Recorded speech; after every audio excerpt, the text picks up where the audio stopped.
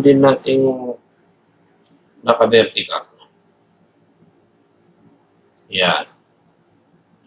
Rotation. Huwag tayong mag-rotate. Okay. Parameter, E. Dito tayo, 64. Tapos, ikot mo siya na ganito lang. 327. Oh, diba? Yan yung elliptical arc. Okay? So,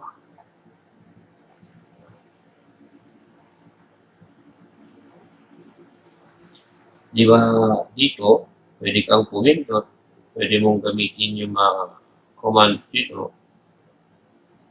Pwede rin dito. No? So, ang ating command sa ellipse is EL. So,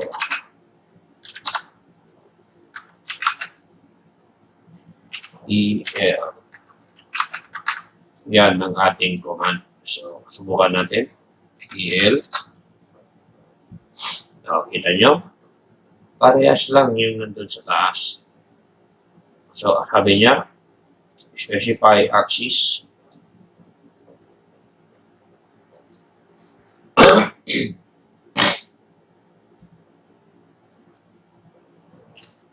Okay.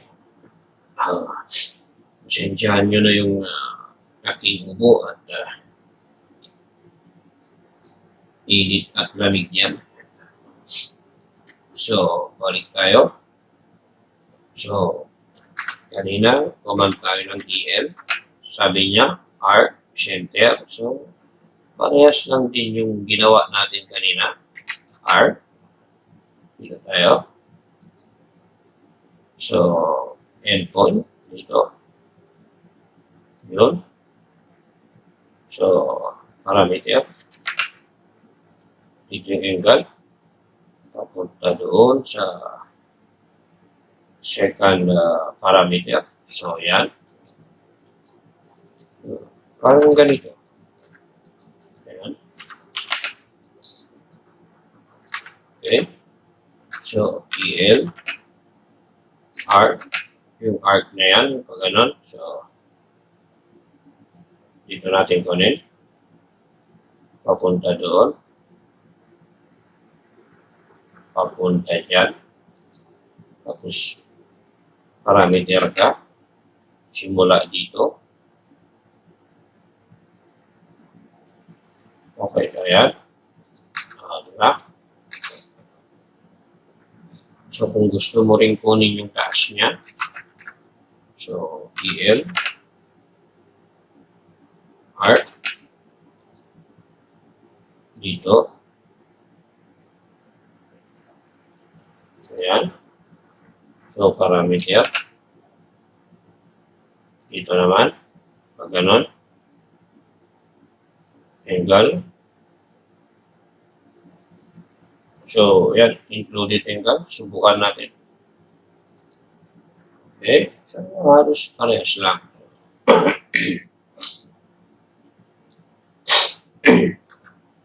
Okay. Sana naintindihan nyo yung area, yung part na yan. Ngayon, doon naman tayo sa pangalawang special. Ito yung ellipse na ginagamit lang sa isometric. Okay? So, dapat naka-on yung iyong isometric drafting. Okay. So, ayan siya. So, naka-on na yan. Ito, isometric drafting. Okay. So, ang position ng ating cursor ngayon is isoplane left. So, ibig sabihin, pag yung box,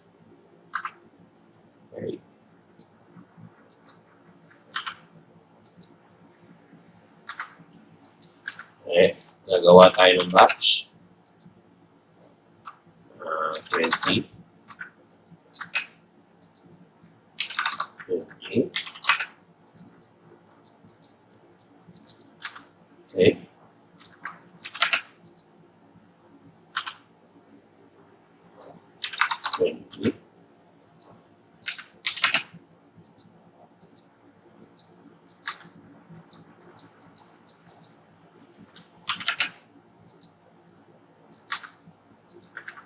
Okay, so yan. Diba sa mga previous na tutorial ko ay gumamit ako ng 3D. Ito ho ang magkaiba ha. Isometric to. Okay? Yung 3D kasi 3 dimension. Okay? So ito, isometric lang siya. So, ang sabi doon,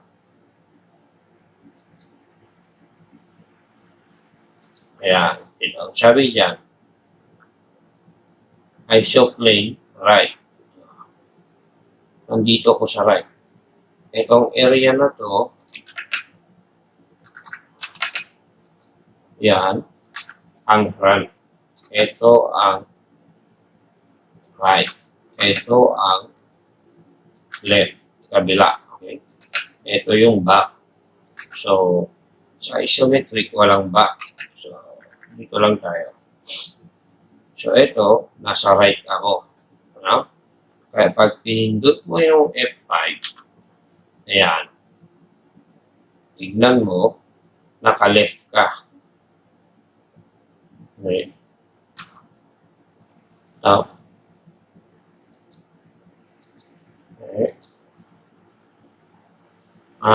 okay. Okay. So, wala siyang front pala. Sorry Okay. Ito yung top. Okay, so para makita nyo. Yan. Kulayan ko.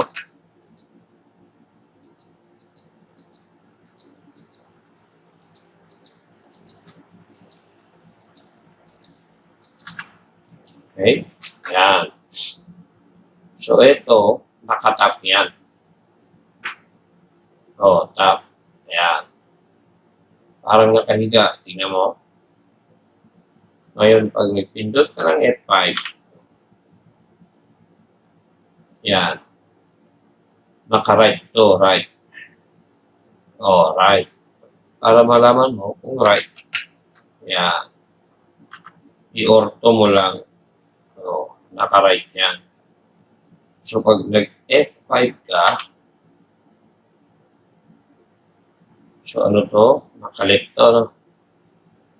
Oh, naka-left siya. Okay? So, pag nag-F5 ka ulit, yeah. So, ganun lang siya, no? So, balik tayo sa ating ellipse. So, command ellipse. Ayan, nakita nyo?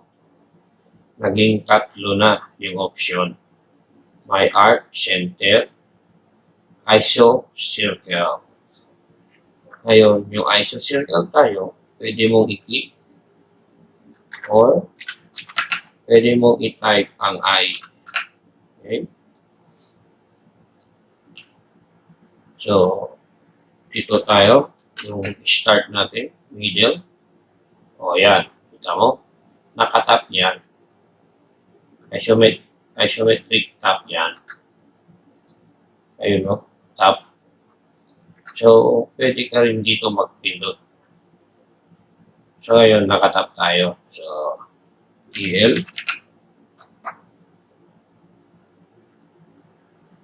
Isocircle. Middle. Yan. Middle ulit. Yan. So, ganyan siya. No?